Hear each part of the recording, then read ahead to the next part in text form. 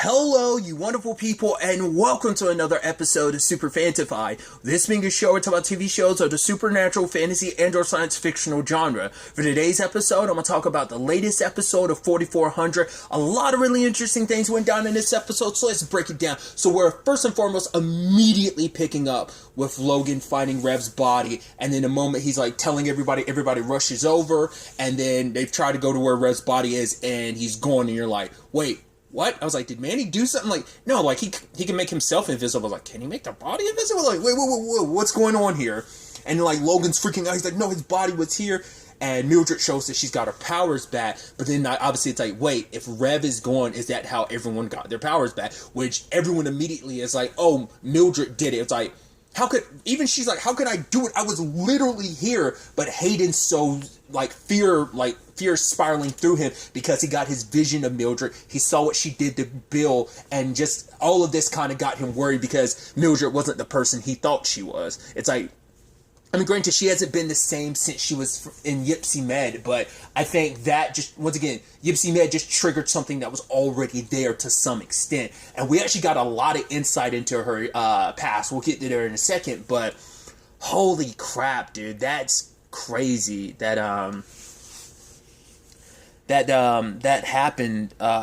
That everyone's just like immediately blaming her, like Giona's. It's like, right, is that what you came here to do? Like, to try and finish the job? Like, this is on you. Which Shanice is like, don't just assume anyone's guilty. Like, let's work this out, figure things out. And for Mildred, it's like the entire hotel is turning against her because of what she did. Because she's the one that kind of put the 4400 in a very bad position in the first place. Her doing what she did to Bill Green. So now it does turn into this, potential murder investigation. So it's like, okay, so how do we find out what happened? And ultimately, Shanice has to use her powers.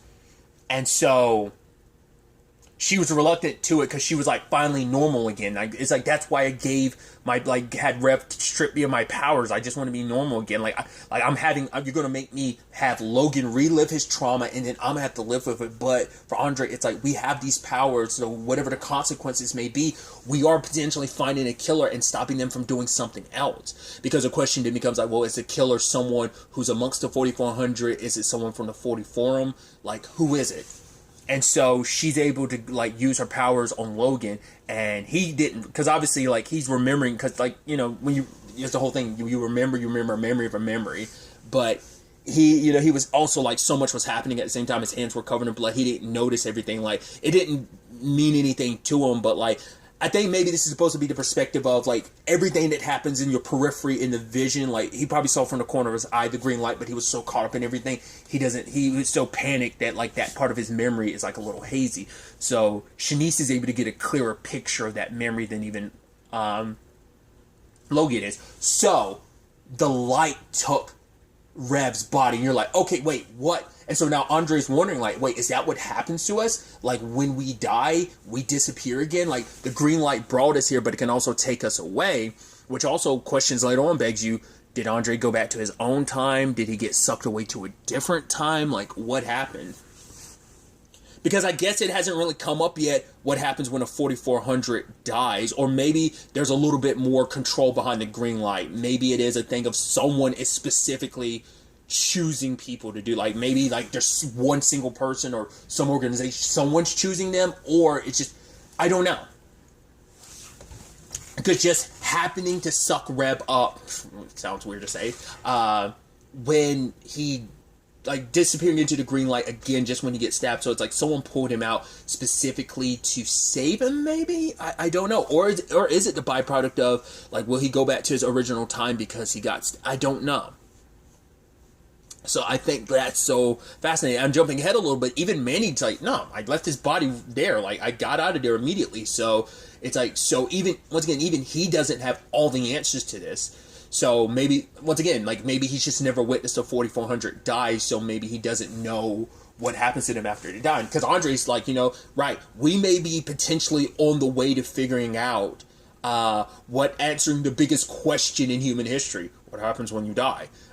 Because they, as a 4400, have a very unique circumstance, so their death might be different from a regular human's death. Maybe, potentially, we don't know. It's all up in the air of, what does that mean, and why did that happen? Obviously, Andre's telling Shanice, like, we should keep this quiet. With everything that's already going on, we don't need to panic people even more, because everyone's on edge. I mean, especially Hayden, because he's like, right, he confides in Shanice about his vision, but she said, like, right, you don't know the context of everything. It's like, and that's been an issue for Hayden in the past, too. It's like, yes, some of his visions, because he is very quick to act sometimes, but he doesn't really think about, like, right, I don't have the full context of my visions. Just like the flower and everything, like, he didn't have the full context of that.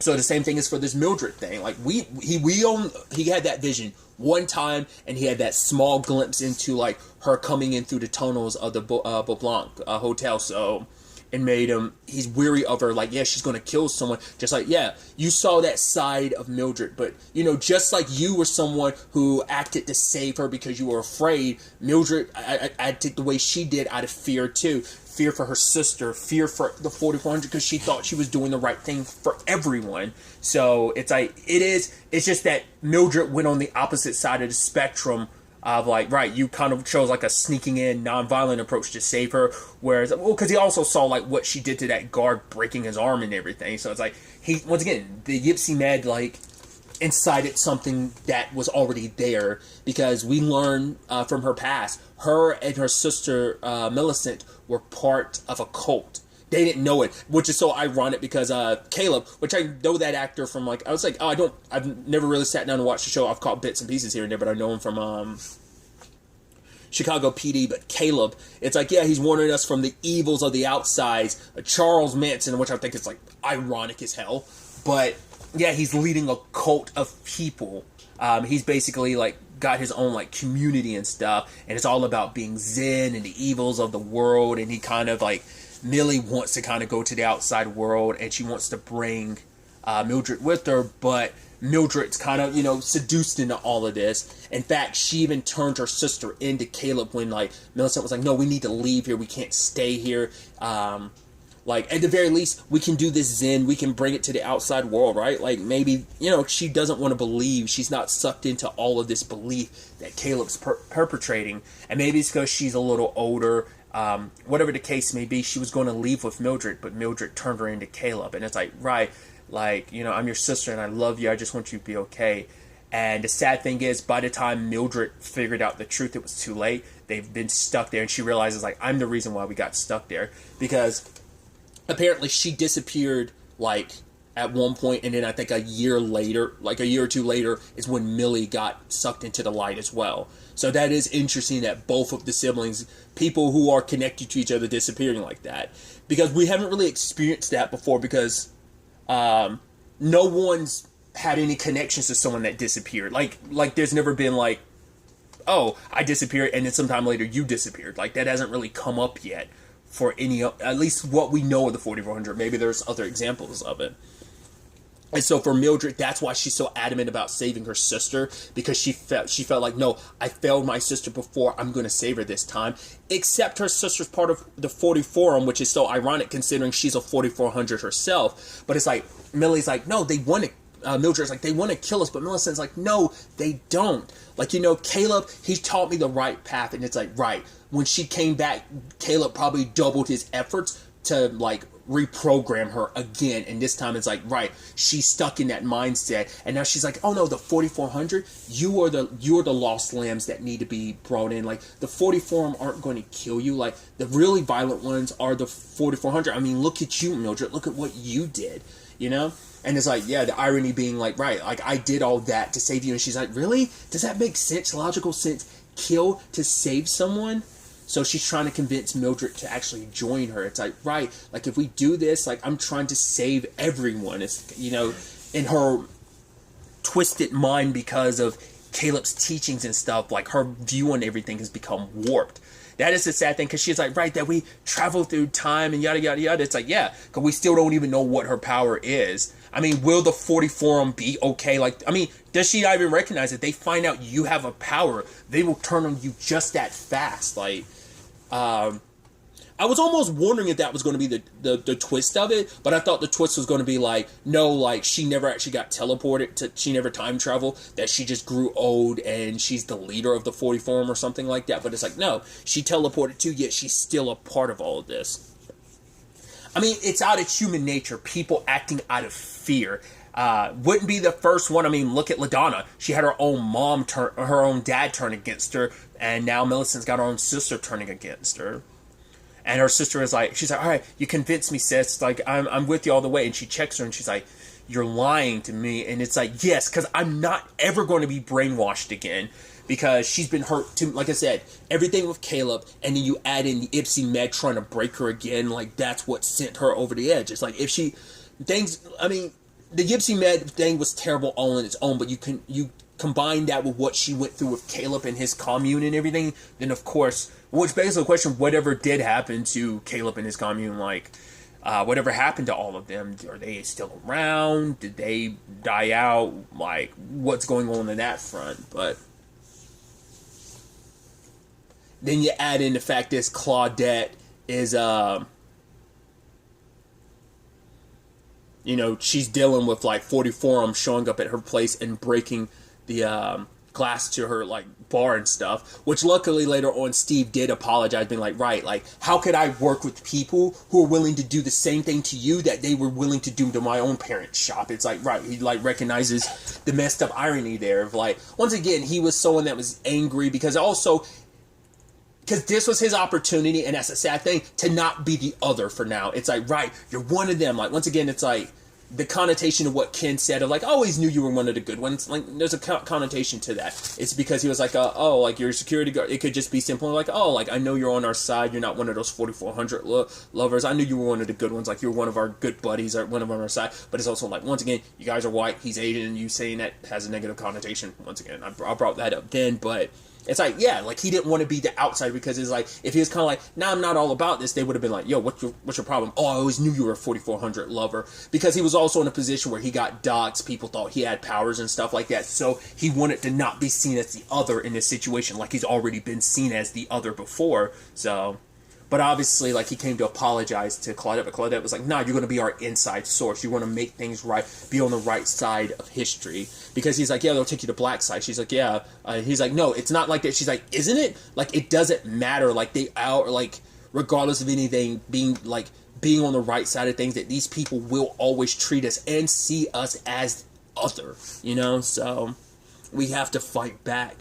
And obviously, Claudette's about going about things, whatever means necessary, which, obviously, Claudette's the one that dropped the info to Keisha, like, wait, Jarrell's brother can turn invisible? He just happened to forget that little detail when we were talking, because the moment his brother disappeared, he was, like, worried, but he's also like, right, if Mildred's power is back, then that, well, because I don't remember at the time if he knew that Rev could take powers at that time. I don't remember if he knew that. I think he did, I don't remember. Regardless of it all, so he was kind of worried that his brother disappeared and tried to leave signs later on, but then Claudette talks to him, and it's like, yeah, I actually met your brother weeks before he showed up and revealed himself to be your brother. He was actually Jorge when I was off training. I was not going to bartending school. He was training me, and Jarrell's like, why didn't he tell me anything? Why didn't you tell me anything? And she's talking about, like, sometimes, like, you know, violence is kind of the only way to, you know, like, get a result, because we have to meet their violence with violence. That's the only way we're going to get them to listen to us. That's the only way we're going to make things change. And Jarrell is kind of like, I love that line where he was basically like, because you forgot, he was referencing pain, and, like, you found a way to ignore it. You know, it's like, right, like, a lot, because you've gotten to the point that, and he even says it later on, it's like, now she's off there thinking she's indestructible. Yes, she can heal, but, you know, do enough damage, people probably can't still kill her. She isn't indestructible. It's like, I don't care about her powers, I care about her, and her leading the charge, like, you doing all of this, because at the end of the day, Manny believes he's in the right, that everything is a necessary sacrifice for the greater good. even to the point, I love that they set his ass up. I was like, yeah, because like when Keisha came to Jarrell being like, I got the evidence, your brother didn't clean up the crime scene, and all of a sudden he popped back out and it was all a trap, and Jarrell made sure to handcuff him. Go invisible, I still got you, bro. It's like, now we're arresting the murderer. I was like, yeah. Because I'm like, it's messed up that you killed Rev and you get to go away with it. But for him to be like, yeah, the moment I found out there's someone who could take powers, then like, I couldn't just sit back and watch, you know? So I'm going to go ahead and talk about the stinger at the end. We find out that Manny's doing all this. He's inciting all of this because he needs the 4400 prepared. He needs them fully charged and ready for what's about to go down. So the question is, I was like, how do you know all this? Why do you have so much information? He's like, I didn't travel a year into the future. I went to 2062. It's like, wait. And he's seeing the far future, which begs the question, like, so for him not to know about, I mean, that's super far in the future. That's 41 years into the future. So he probably has some idea, but like some of that knowledge is probably lost. A lot can be lost because what is history if not dictated by the viewer? I mean, the winner. I don't know why I said viewer. The winner. Winners get to write history. So I'm assuming the 4400 might have gotten wiped out, or at the very least, they're a fringe minority, even more so that they're probably on the verge of extinction, maybe at that point. And so maybe he only heard stories, or maybe he found what little records existed from this time, like 2020 and 2021, the start of all of this. That maybe because that's why I'm like, he didn't know Rev could take abilities. Maybe he knew someone could, but or maybe because, like, to be fair, it might be that time paradox thing of like, right, he never knew about it because only a handful of people knew the truth about Rev. So if Manny came back in time to kill him, it's part of a loop. So that's why the word never got out about Rev being the one that could take abilities. Maybe, maybe not. Maybe maybe he still has some role to play in all this, and maybe it's still, I don't know. Like, once again, Manny couldn't let Rev fall into the wrong hands. Someone who's capable of taking powers and not giving them back, Which even Andre has his theory about that. That basically, I'm blanking on what he actually said, but he had his own theory because of the ZMT and their blood and stuff like that, wanting to examine it and stuff. But he was saying, like, maybe upon all of that, it lowered, like, because the ZMT is kind of in their DNA and their blood, and maybe because he was bleeding and it was lowering, like, the temperature of his body or whatever, like, that's what ended up releasing the powers or something of that nature. I'm butchering it, but like Andre has some theory about how it potentially works. But so that's why I'm wondering, like, so if he came from 2062 and came back to 2021, so how long has he been back here? So that means he might not have been like, well, he claimed to be back here with Bell Island with everyone else. So did he go to 2062 and then got teleported here to when everyone was there with Bell Island? Or did he, before he actually met up with Claude, like, when did he actually drop back into 2021? It's a question. How did he do it? Like, once again, is someone in control of the green light, whoever it is, did they, like, transport him back? Like, is it someone's power, or is there some, not magical, but, like, is there some technology behind this? Like, is there a machine or something that allows time travel, and that's what the green light is? Or, like I said, or is it someone's power? Or is it that, so, like, if that's the case, did someone grab, I think I kept saying Andre when I meant to say Rev, in those regards. I think I said Andre again, sorry, I apologize. But Isaiah, did someone grab Isaiah for the purposes of saving him because it's necessary? Or, once again, like, not even Manny knows everything, because I'm assuming a lot of records, like, there might not have been enough 4400 alive for him to find out, like, first-hand experiences about what went down. Like I said, they might be on the verge of extinction, too. For all we know, they might all be gone by then. But, two, it could also be because, like I said, there's not many records left of what went down that time. It's 40 years, and a lot could happen in that time frame. Who knows how long it lasted? Like, maybe this year is such a pivotal moment, like, changing this changes everything, because maybe this is the year, all this 4400 thing, maybe it lasted a year, and, maybe it led to the 4400 scattering, and so that there's, like I said, only remnants left, and there's just so much we don't know. All the while this is happening, luckily, Claudette set a trap for Ken and the other 44 of them that showed up. Could have gotten a lot worse. Could have set up a bomb, but it's also Manny's place, and she probably didn't want to do that. And it's like, right, it could be poison, but I'm assuming it was only tear gas. Because I expect, like, if it was poison, I feel like they probably would have, like, started foaming it in the mouth or something. But it seemed like it was probably just tear gas to knock them out. But luckily they showed up to save Mildred, and it is interesting because they're both Millie, because she's Millicent and she's Mildred. But save both Mildred and LaDonna, so we get the other perspective, the full context of Hayden's vision where she's coming into the hotel. It's because it's like, right, you're going to be the guardians and protectors of the 4400, whether they realize it or not. Because while Manny's off doing his thing, Claudette's kind of leading the charge on her front as well. So it's definitely going to be interesting to see how this plays out.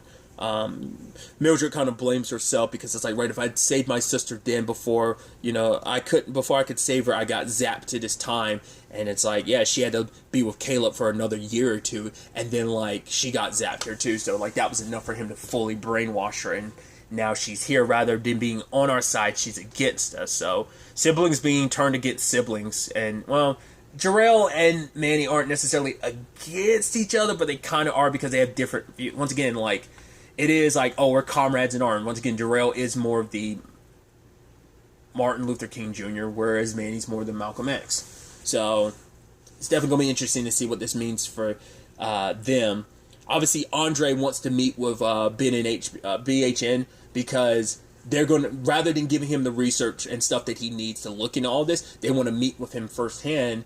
And obviously, Shanice doesn't want him to go, because that's the sad thing too. Knowing what happened to Rev means, like, already they were taken from their lives, and the new lives they're building for themselves could easily get taken from them as well. So, and it could all be over in the blink of an eye. Like, you could lose not just one but two lives. Once again, depends on, what happens when the green light takes you. Again, so many questions. So Andre decides he has to take this chance, not only for Shanice but for everyone, because finding out the answers may be the only way to figure out everything. Because even Manny only has a piece of the puzzle, but like, who is this BHN? Like, why do they know so much?